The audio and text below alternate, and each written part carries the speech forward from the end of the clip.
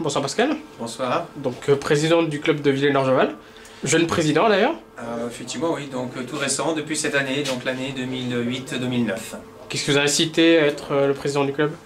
Je dirais que ça fait déjà 2 ans que j'étais vice-président du football club de Villaine, faisant partie donc, du club depuis 10 ans, m'étant un petit peu déjà investi au niveau de différentes catégories, comme joueur en CDM, ensuite responsable des CDM et joueur aussi.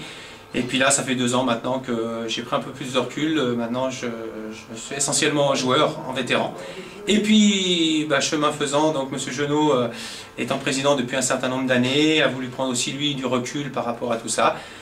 Étant vice-président donc depuis 2 ans, m'a proposé effectivement de m'occuper du club.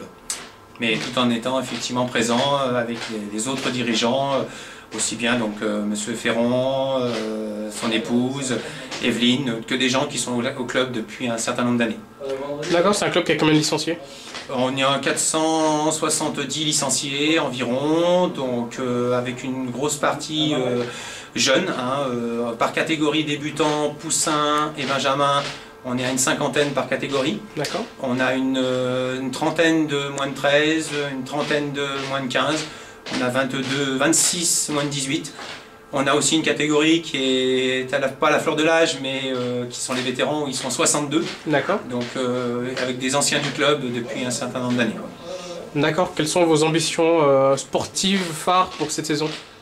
Mes ambitions sportives, c'est surtout de rester dans la continuité, la pérennité un petit peu de ce que Philippe Genot a fait, surtout essentiellement au niveau des jeunes.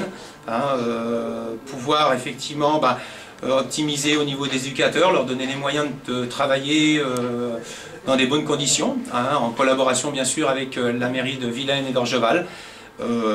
Et à partir de là, maintenir la première en excellence, parce que cette année est une année quand même assez difficile, qui a démarré pas très sur de bonnes augures, mais je pense que ces joueurs-là vont se reprendre et qu'on aura une deuxième partie de championnat qui sera à la hauteur effectivement des ambitions du club.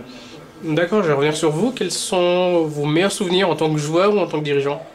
Alors en tant que joueur, j'ai eu l'occasion effectivement de jouer à Montluçon dans le Massif central, où là j'ai côtoyé un joueur comme Eric Momberts, qui est justement au jour d'aujourd'hui directeur technique pour l'équipe A', l'équipe de France. J'ai participé en corpo à des matchs qui font rêver, c'est-à-dire pouvoir jouer à Geoffroy Guichard, jouer à Nantes, jouer à Strasbourg.